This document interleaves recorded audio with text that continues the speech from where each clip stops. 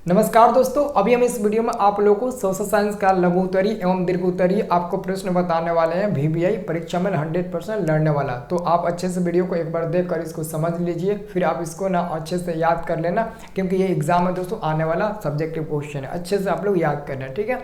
और इसका पीडीएफ दोस्तों और ऑब्जेक्टिव क्वेश्चन का मैं पीडीएफ अपने व्हाट्सएप ग्रुप में डाल दिया हूँ। जिसको भी ऑब्जेक्टिव क्वेश्चन वीवीआई चाहिए लड़ने वाला, वो हमारे व्हाट्सएप ग्रुप ज्वाइन करके ले लेना। व्हाट्सएप ग्रुप में दोस्तों ऑलरेडी है। व्हाट्सएप ग्रुप कैसे ज्वाइन करोगे, ये मेरा मोबाइल नंबर है। अगर ग्रुप में आपको ज्वाइन होना है ना, तो इस नंबर पर ना एसएमएस कर दो हाई लिखकर। मैं इस नंबर से व्हाट्सएप चलाता हूँ, आप हमारे व्हाट्सएप पर ना हाई लिखकर एसएमएस कर दो, मैं आपको ग्रुप का लिंक भेज देता हूँ। जैसे ग्रुप का लिंक भेजूंगा, आप ग्रुप पर ज्वाइन कर लेना और ग्रुप में जाकर खोज करना, आप वो पीडीएफ डाउनलोड कर लेना। नहीं तो मैं फिर दोबारा भी भेज दूंगा, तो आप डाउनलोड कर लेना, ठीक है। तो सबसे पहले दोस्तों ये आज का जो इंपॉर्टेंट क्वेश्चन है उसको पहले आप लोगों को देख लेना है। क्वेश्चन आपका फर्स्ट है दोस्तों, आज का आपका जो फर्स्ट नंबर क्वेश्चन है वो क्वेश्चन है आपका कि सामाजिक विभाजन से आप क्या समझते हैं। ये आपका क्वेश्चन है दोस्तों।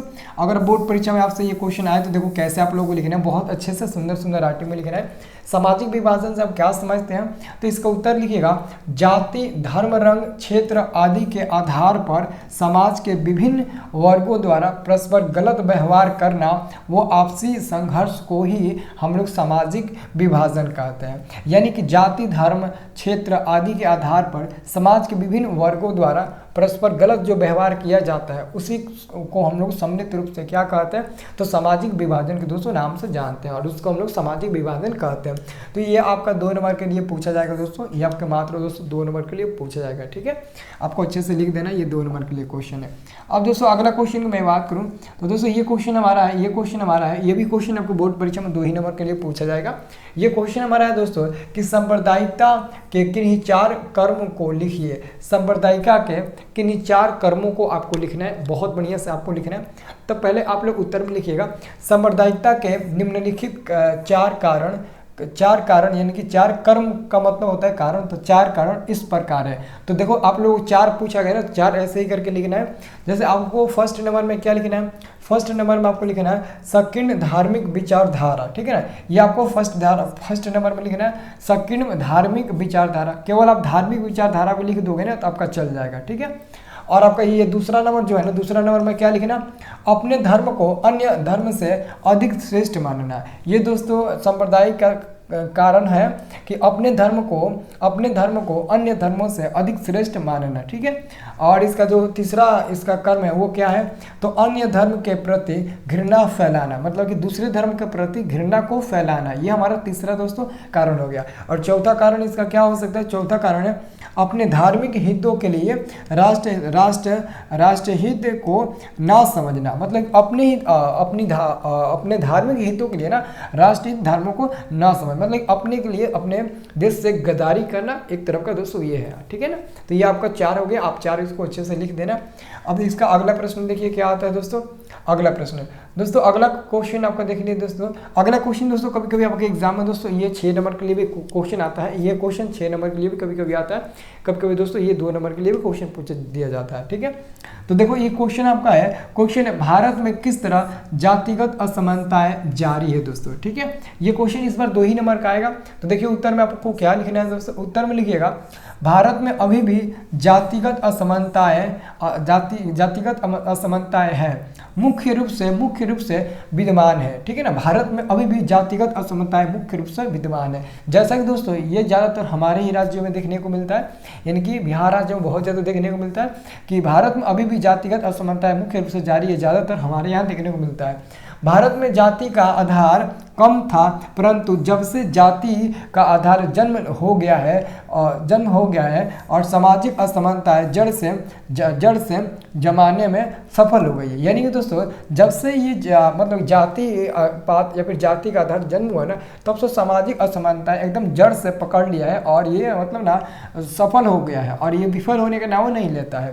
प्रत्येक जाति अपनी जाति का है प्रतिष्ठा बढ़ाने के लिए जातीय संगठन को विकसित कर जातिगत असमानताएं बढ़ा रही है। मतलब कि जो जिस जाति का है उसको उसी जाति से मतलब ना ज़्यादा लगाव रहता है। अगर मैं यादव जाति का हूँ, सामने वाला बंदा भी यादव जाति का है, तो वो हमको बढ़ाएगा, मैं उसको बढ़ोतरी करूँगा, ठीक है ना। मतलब कि नहीं होता है, तुम अगर मतलब ना कुशवाहा वंश के हो तो कुशवाहा वंश के ही सब मतलब ना उसको मतलब ना आगे बढ़ाने की कोशिश करेंगे, बाकी सबको नहीं देखेंगे। तो दोस्तों यही है इसका, ठीक है, यहाँ पर इसका अर्थ है।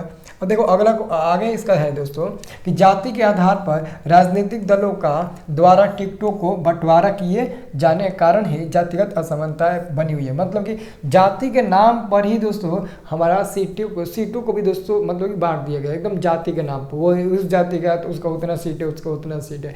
इसी कारण दोस्तों जातिवाद नहीं हट रहा है ना, इसी कारण जातिवाद नहीं हट रहा है। अब देखो अगला क्वेश्चन दोस्तों, अगला क्वेश्चन आपका है, यहाँ पर ध्यान से देखना। अगला हमारा क्वेश्चन है चौथा नंबर, ग्राम पंचायत के संगठन एवं कार्यों का वर्णन करें। ये क्वेश्चन आपको बोर्ड एग्जाम में 7 नंबर का 6 नंबर का आ सकता है, ठीक है। इसको अच्छे से आप लोगों को देखना है। ये आप अपने मन से लिख देंगे, एक बार पढ़ लीजिए, आप अपने मन से लिख दें। आपके गांव से संबंधित है, गांव से संबंधित, वार्ड है, मुखिया, सरपंच, बीडीसी सब इसमें उसे संबंधित है, साफ सफाई से संबंधित ये क्वेश्चन है, ठीक है।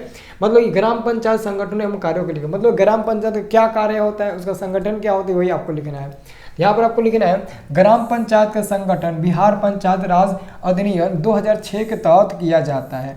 यानी कि ग्राम पंचायत संगठन जो है ना वो बिहार पंचायत राज अधिनियम 2006 के तहत किया जाता है। अब देखो प्रत्येक पंचायत की स्थापना के लिए न्यूनतम दोस्तों न्यूनतम जनसंख्या 7,000 होनी चाहिए। यानी कि अगर एक उपपंचायत की अगर स्थापना करना है तो लगभग दोस्तों 7,000 आबादी होनी चाहिए। लगभग कितना, तो 7,000 दोस्तों आबादी होनी चाहिए न्यूनतम मतलब समझ तो 7,000 से कम नहीं, 7,000 से ऊपर हो सकता है, मतलब न्यूनतम उतना मतलब कि होनी चाहिए।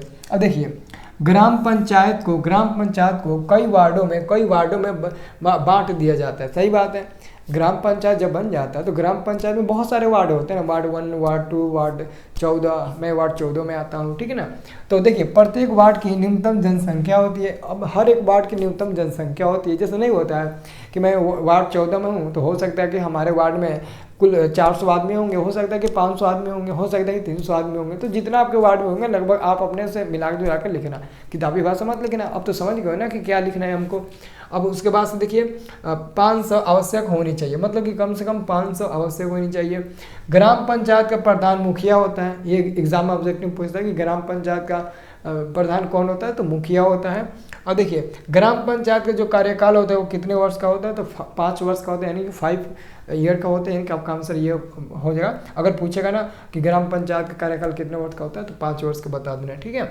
अब देखिए अगला सब्जेक्टिव इसका क्या है। अगला दोस्तों आपका सब्जेक्टिव है, अगला आपका सब्जेक्टिव क्वेश्चन है ग्राम पंचायत के निम्नलिखित कार्य बताइए। जो ग्राम पंचायत है ना उसके निम्नलिखित कार्य आपको बताना है। ये उसी का क्वेश्चन है क्या जी, ये उसी का पार्ट है ना, हाँ। ये दोस्तों आपके एग्जाम में 5 नंबर का 6 नंबर का पूछेगा। ग्राम पंचायत के मैंने आपको क्या बताया, तो ये मैंने आपको संगठन के बारे में बता दिया। अब उसके कार्य के बारे में दोस्तों नीचे देख लीजिए, ये नीचे दोस्तों उसका कार्य है, ग्राम पंचायत का ये कार्य है। ये दोस्तों आपके एग्जाम में 6 नंबर का पूछा जाएगा। ग्राम पंचायत का कार्य निम्नलिखित, पहला कार्य क्या होता है, कृषि, बागवानी, बंजर भूमि तथा चारागाह का प्रबंधन करना है। यानी कि दोस्तों जो ग्राम पंचायत वाले होते हैं ना उनका पहले तो काम होता है कृषि, बागवानी, बंजर भूमि, यानी कि जो बंजर भूमि होती है उसको अच्छे में तब्दील करना, ठीक है। अब उसके बाद से दूसरा इनका काम होता है सड़क, नल जल, तालाब, कुआं, शौचालय का निर्माण एवं सफाई कराना। देखो सड़क टूटी हुई कि फटी हुई है उसको मरम्मत कराना, मतलब वो मरम्मत नहीं कर सकते लेकिन उसके कंप्लेंट तो कर सकते हैं ना। नल का ठीक करना, जो नल जल लगा होता है उसका ठीक करना, पानी साफ सफाई, मतलब पानी में साफ सफाई हो रही कि नहीं है नल जल के तहत। फिर दोस्तों नदी तालाब का पानी अच्छा है कि नहीं है, कुआं में ज़्यादा कचरा है कि नहीं है, शौचालय की साफ सफाई हो रही कि नहीं हो रही, ये सब उनका काम होता है। अब तीसरा होता है वृद्धावस्था पेंशन, विधवा पेंशन इत्यादि की व्यवस्था कार्य, यानी कि जो बूढ़े लोग हैं उनका जो पेंशन है मिल रहा है कि नहीं मिल रहा है सही से, जो विधवा महिलाएं हैं उनका पेंशन मिल रहा है कि नहीं मिल रहा है, उनका निवारण मतलब कि होना चाहिए, ठीक है ना, उनका मतलब पेंशन मिलना चाहिए। अगर नहीं मिलता है तो उन लोगों को देखभाल कौन करेगा, वही लोग करेंगे। अब इसमें चौथा में लिखिएगा आप लोग सार्वजनिक पार्क, खेलकूद, कूड़ादान का व्यवस्था करना चाहिए, यानी कि जो ग्राम पंचायत वाले होते हैं ना, सबसे पहले बच्चों के लिए खेलकूद के लिए कुछ मतलब खेलकूद के लिए कुछ चाहिए, जैसे एक्सरसाइज करने के लिए हमको कुछ चाहिए। सुबह में जब हम टहलने जाएंगे, एक्सरसाइज करने जाएंगे तो कुछ हमको खेलने कूदने एक्सरसाइज करने के लिए जुगाड़ चाहिए। फिर दोस्तों सार्वजनिक पार्क और चर्बे करिए। कूड़ादान के लिए दोस्तों अलग चाहिए, क्या बोलते हैं, गीला के लिए अलग और सूखे के लिए अलग होनी चाहिए कूड़ादान, ये दोस्तों करना चाहिए। अब देखो आपको क्या करना है दोस्तों, यहाँ पर महापौर पर संक्षिप्त टिप्पणी लिखें, यानी कि महापौर पर आप लोगों को क्या करना है, एक संक्षिप्त टिप्पणी लिखना है। तो देखिए नगर निगम एक महापौर होते हैं, यानी कि पटना के नगर निगम को हम लोग महापौर के ही नाम से जानते हैं। तो नगर निगम में एक महापौर होते हैं, पटना के नगर निगम को महापौर पटना के नगर निगम को महापौर कहते हैं, यहाँ पर क लिख लीजिएगा दोस्तों, ठीक है ना, महापौर कहते हैं। महापौर का कार्यकाल 5 वर्षों का होता है। महापौर नगर परिषद का सभापति होता है। महापौर दोस्तों क्या होता है, नगर परिषद का क्या होता है, सभापति होता है दोस्तों। महापौर शहर का प्रथम नागरिक होता है। ये आप लोगों को महापौर का ये हमारा संक्षिप्त टिप्पणी हो गया, यही आपको लिख देना है। अब दोस्तों अगला देखिए, अगला इसका छठा नंबर है ना, इसका छठा नंबर है नगर निगम के किन्हीं 2 कर्म को लिखिए, यानी कि नगर निगम के जो 2 कार्य होता है ना, मात्र 2 कार्य लिखना है, ठीक है। देखिए नगर निगम के निम्नलिखित कार्य होते हैं, जैसे नगर क्षेत्र में पेशाब खानों, शौचालय, नालियों का निर्माण करना और उसकी सफाई करवाना, सड़क गलियों में रोशनी का प्रबंधन करना, जो सड़क गली में जो बिजली के खंभे होते हैं उस पर मतलब लाइट वेट का व्यवस्था करना, जन्म मृत्यु का पंजीकरण करना, यानी कि लोग मरते हैं तो उनको कहाँ पर दफनाया जाए, कहाँ पर उसको जलाया जाए, उसके लिए अलग की व्यवस्था उनको करना चाहिए, ठीक है। अब देखिए अगला इसका क्वेश्चन क्या, अगला क्वेश्चन हमारा है कितना नंबर, अगला हमारा क्वेश्चन आता है दोस्तों 7 नंबर। ये 7 नंबर दोस्तों हमारा प्रश्न बनता है 7 नंबर कि ग्राम पंचायत के प्रमुख अंग कौन कौन है, यानी ग्राम पंचायत के प्रमुख अंग कौन कौन होते हैं। तो आप लोग को याद रखना है ग्राम पंचायत के निम्नलिखित अंग होते हैं। पहला दोस्तों होता है आपका सभापति। अब ग्राम सभा क्या होता है दोस्तों, ये भी क्वेश्चन आपके 6 नंबर के लिए एग्जाम में आता है दोस्तों, तो देख लो ध्यान से यहाँ पर देख लो। पहला आपका ग्राम सभा, तो ग्राम सभा क्या होता है दोस्तों, आप देख लीजिए ग्राम सभा क्या होता है। देखिए गांव के सभी नागरिक ग्राम सभा के सदस्य हैं। गांव के जितने भी नागरिक हैं ना, सभी ग्राम सभा का सदस्य हैं। इसकी बैठक 3 महीने में एक बार अवश्य होनी चाहिए और यह विकास कार्यक्रम एवं बजट पर विचार करना चाहिए, ठीक है दोस्तों। कहने का मतलब है कि गांव के जितने भी लोग हैं ना, वो सब ग्राम सभा है। वो कौन है दोस्तों, सब के सब ग्राम सभा है। और गांव के सभी लोगों को कम से कम महीना में 1 महीना पर नहीं तो कम से कम 2-3 महीना पर एक बार सभी को इकट्ठा बुलाहट होनी चाहिए और देखना चाहिए कि हमारे गांव में किस चीज़ की कमी है, किस चीज़ की कमी नहीं है, विकास हो रहा है कि नहीं हो रहा है, किस क्षेत्र में क्या हो रहा है क्या नहीं हो रहा है। एक बार बैठक सबकी होनी चाहिए और सबकी राय, सबकी बातों को सुनना चाहिए। इसका मतलब आपका वो हो गया। अब देखो अगला हमारा क्वेश्चन, इसका अगला इसका क्या है दोस्तों, मुखिया, ठीक है। ये हमारा अगला टाइप क्या है, मुखिया, यानी कि मुखिया के बारे में समझ लिए। ग्राम पंचायत का प्रधान मुखिया होता है। ग्राम पंचायत का जो प्रधान होता है ना, वो क्या होता है, मुखिया होता है। यह प्रत्यक्ष रूप से निर्वाचित होता है। यह ग्राम सभा की बैठक बुलाता है और उसके अध्यक्षता कराते हैं, यानी कि यही ग्राम सभा का बैठक बुलाता है, यही ग्राम सभा का बैठक बुलाते हैं, यानी कि मुखिया लोग बुलाते हैं। अब देखो इसमें एक और होता है दोस्तों उप मुखिया। अब दोस्तों मुखिया के भी दोस्तों एक उप मुखिया होता है। मुखिया कभी उप मुखिया नहीं होता है कि जब मुखिया नहीं रहेगा तो उसका काम उप मुखिया कर सकता है। वही आपका ग्राम पंचायत के सभी चुने हुए सदस्यों को अपनी प्रथम बैठक में एक उप मुखिया का चुनाव करते हैं। यह मुखिया की अनुपस्थिति में मुखिया के स्थान पर काम करता है। मैंने बोला ना कि जब मुखिया अनुपस्थित यानी कि अब्सेंट रहता है, नहीं रहता है, तो उसी के स्थान पर ये उप मुखिया आकर उस काम को उस कार्य को पूरा करता है, संपन्न करता है। अब देखो आपका एक और है पंचायत सचिव। अब पंचायत सचिव भी होता है, यह सरकार द्वारा नियुक्त सरकारी कर्मचारी होता है, यह सरकारी कर्मचारी होता है, यह पंचायत कार्यकाल के सचिव के रूप में कार्य करता है, ठीक है। और उसके बाद से एक होता है ग्राम रक्षा दल। ग्राम रक्षा दल का मतलब समझते हो ना, देख लो, एक दलपति के नेतृत्व में गांव में एक युवकों की यह टीम गांव में शांति सुरक्षा बनाए रखने का काम करती है। यानी कि दो ग्राम रक्षा दल होता है ना, नहीं होता है कि हर गांव में दोस्तों एकजुटता होती है, हर गांव के कुछ लोग या फिर कुछ लड़के क्या करते हैं ना, अपने को एक झुंड बना कर रखते हैं, कहीं भी मार हो चल निकाल लाठी भाला कुछ निकाल मार चल, ऐसे आप लोग मतलब ना करने लगते हैं। मतलब उन लोगों का एक झुंड बन जाता है। वो लोग एक काम पर ना जब मतलब कि जब किसी से लड़ाई झगड़ा करना होगा ना, सब एकजुट होकर उस काम मतलब लड़ाई झगड़े में वो हिस्सा ले लेते हैं, ठीक है। तो ये दोस्तों होता है आपका ग्राम रक्षा दल। अब दोस्तों चलिए अगला क्वेश्चन के लिए चलते हैं। अगला क्वेश्चन आपके बोर्ड एग्जाम में दोस्तों हमको लगता है कि ये पक्का आएगा, और आएगा तो दोस्तों एकदम कौन नंबर का आएगा, तो 6 नंबर का ये क्वेश्चन आएगा। क्वेश्चन दोस्तों आपका है कि राजनीतिक दल को लोकतंत्र का प्राण क्यों कहा जाता है। राजनीतिक दल को लोकतंत्र का प्राण क्यों कहा जाता है, तो उत्तर में लिखिएगा राजनीतिक दल के बिना हम लोकतंत्र की कल्पना भी नहीं कर सकते हैं। सही बात है दोस्तों। अगर हम देखो क्वेश्चन का सही कह रहा है कि राजनीतिक दल को लोकतंत्र का प्राण क्यों कहा जाता है। राजनीतिक दल के बिना हम लोकतंत्र की कल्पना भी नहीं कर सकते हैं, क्योंकि राजनीतिक दल चुनाव में भाग लेते हैं, राजनीतिक दल चुनाव में भाग लेते हैं और उम्मीदवार खड़ा करते हैं तथा चुनाव में जीत हासिल करने पर सरकार का निर्माण करते हैं। मतलब ये समझ लो एक लोकतंत्र का ये परिभाषा है। यानी कि लोकतंत्र की परिभाषा क्या है, लोकतंत्र वह शासन प्रणाली है जिसमें जनता एक प्रतिनिधि का चुनाव करती है और वो प्रतिनिधि एक प्रतिनिधि का चुनाव करती है और वो प्रतिनिधि एक सरकार का निर्माण करते हैं लोग। तो वही तो यहाँ पर है, वो मतलब ये चुनाव जीत हासिल कर सरकार का निर्माण करते हैं। यह जनता को राजनीतिक परीक्षण देते हैं।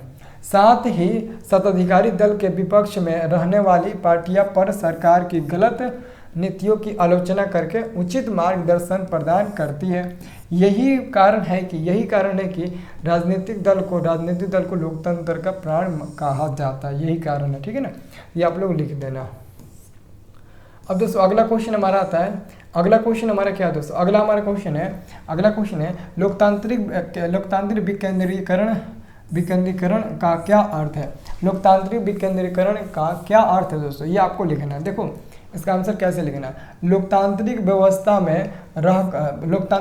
में सरकार द्वारा योजनाओं का निर्माण होता है। लोकतांत्रिक व्यवस्थाओं में सरकार द्वारा योजनाओं का क्या होता है दोस्तों, तो योजनाओं का दोस्तों निर्माण किया जाता है, लेकिन उन्हें स्थानीय स्वशासन की संस्थाओं द्वारा कार्य करने का प्रयास किया जाता है और इसी प्रक्रिया को हम लोग क्या कहते हैं, लोकतांत्रिक विकेंद्रीकरण के नाम से हम लोग जानते हैं दोस्तों इसी प्रक्रिया को, ठीक है ना। तो ये आपका 2 नंबर का दोस्तों आएगा, आप 2 नंबर का लिख देना इसको अच्छे से राइटिंग में लिखना।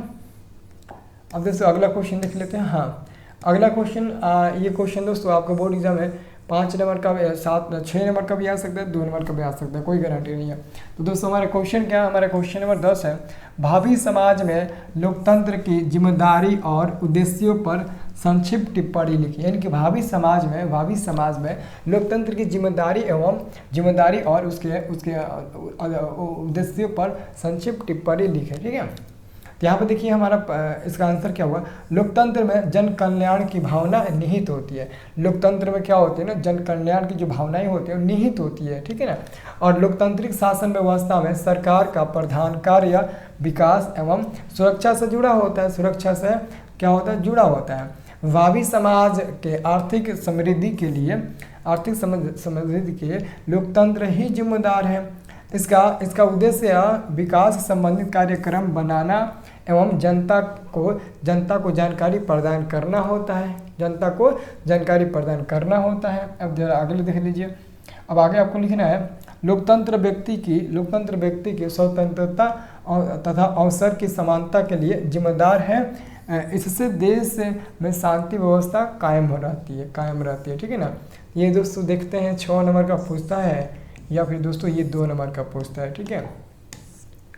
अब दोस्तों अगला क्वेश्चन देखिए, ये दोस्तों आपका बोर्ड एग्जाम में 2 ही नंबर का क्वेश्चन आता है, ये 2 नंबर का आता है, कभी भी दोस्तों ये 5 नंबर का नहीं है, ध्यान से देखना। क्वेश्चन का सूचना का अधिकार कानून लोकतंत्र का रखवाला है कैसे। अगर दोस्तों आपको पता चल गया ना कि सूचना का अधिकार, तो देखो आपको पता है सूचना का अधिकार 2005 ईस्वी में लागू हुआ था, राजस्थान से सबसे पहले लागू हुआ था। बस ये दो को याद हो गया ना, पूरा आप समझ लो 2 नंबर आपका मिल गया। बस इसी के इर्द गिर्द आपको लिख देना है। देखो यहाँ पर लिखना है सूचना का अधिकार अधिनियम 2005 के तहत लोकतंत्र का रखवाला बना चुका है। देखो और इसमें आप लोग और भी जोड़ सकते हो, जैसे कि सूचना का अधिकार अधिनियम कानून की स्थापना सबसे पहले राजस्थान राज्य में सन 2005 ईस्वी में लागू हुआ। इसके तहत लोकतंत्र का रखवाला बना चुका है। बस ये लिख देना। तो अभी फिलहाल हम क्या लिखें, सूचना का अधिकार अधिनियम 2005 के तहत लोकतंत्र का रखवाला बन चुका है। इससे प्रत्येक नागरिक को यह अधिकार मिल गया है कि विभिन्न समस्याओं के समाधान की दिशा में सरकार के द्वारा किए गए कार्यों की जानकारी प्राप्त करें, उससे बाधित किसी भी अभिलेख की मांगे करें। सरकारी अधिकारी के लिए मांगी गई सूचना उपलब्ध कराना उसका कानूनी उत्तरदायित्व बन गया दोस्तों। ठीक है ना, ये आपको लिखना है। अब दोस्तों अगला क्वेश्चन ले चलते हैं। हाँ, ये अगला क्वेश्चन देखिए, ध्यान से देखिएगा। अगला दोस्तों हमारा क्वेश्चन है 12 नंबर। तो 12 नंबर क्वेश्चन क्या कहता है? 12 नंबर क्वेश्चन हम लोग का कहता है ना, 12 नंबर ये क्वेश्चन है कि राष्ट्र की प्रगति में महिलाओं का क्या योगदान है। राष्ट्र की प्रगति में दोस्तों हमारी महिलाओं का क्या योगदान होता है? राष्ट्र की प्रगति में महिलाओं का क्या योगदान होता है? तो ध्यान से समझिएगा। राष्ट्र की प्रगति में महिला और पुरुष दोनों के योगदान पर टिका हुआ है। आजकल दोस्तों राष्ट्र की प्रगति में महिलाओं का बहुत योगदान है। आजकल महिलाएं पुरुष के साथ साथ कंधे में कंधे मिलाकर काम कर रही है, आपको दोस्तों पता होना चाहिए। ठीक है, तो देखिए विकासशील समाज में भी महिलाएं प्रगति और विकास के केंद्र में है। आज महिलाएं राष्ट्र के प्रगति के लिए पुरुषों के साथ कंधे में कंधे मिलाकर काम कर रही है। देख लीजिए, खेती बाड़ी से लेकर वायुयान यानी कि जहाज उड़ाना और यांत्रिक तक जा रही है। चिकित्सा क्षेत्र में हो या फिर बैंकिंग क्षेत्र में हो या फिर इंजीनियरिंग का महिलाएं अपना योगदान दे रही है, महत्वपूर्ण योगदान दे रही है। थोड़ा सा नहीं बल्कि महत्वपूर्ण योगदान दे रही है। गांव में महिलाएं मुखिया, सरपंच, पंच के पद पर काम कर रही है।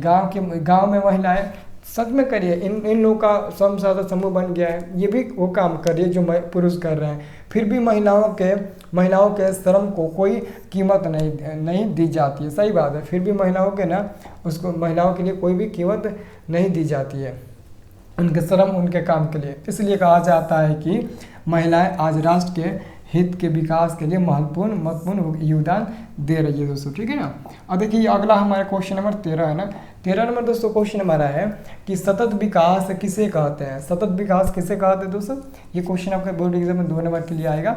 सतत विकास किसे कहते हैं, तो आप कैसे लिखिएगा सतत विकास क्या है और इसका परिभाषा आपको कैसे लिखना है। देखिए क्या लिखिएगा, सतत विकास वर्णन नीति है जो प्राकृतिक संसाधन एवं पर्यावरण को क्षति पहुंचाए बगैर वर्तमान एवं भावी दोनों पीढ़ियों के कल्याण को अधिकतम बनाती है।